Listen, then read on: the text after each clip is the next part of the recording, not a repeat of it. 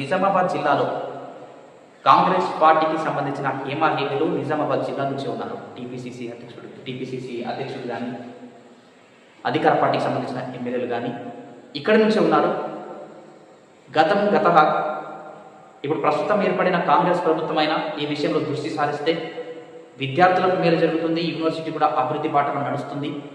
ఇక్కడి ఎమ్మెల్యేలు కూడా విన్నవించుకుంటా ఉన్నారు. విద్యార్థులంతా కూడా మేము కూడా చెప్తా ఉన్నాము, తెలంగాణ విశ్వవిద్యాలయ పరిధిని పెంచండి, ఆదిలాబాద్ నిర్మల్ జిల్లాల ఈ విద్యార్థులకు మేలు చేయండి, అటు మెదక్ జిల్లాను కూడా ఇందులో కలిపితే కళాశాలలు పెరుగుతాయి, యూనివర్సిటీకి ఆదాయం సమకూరుతుంది.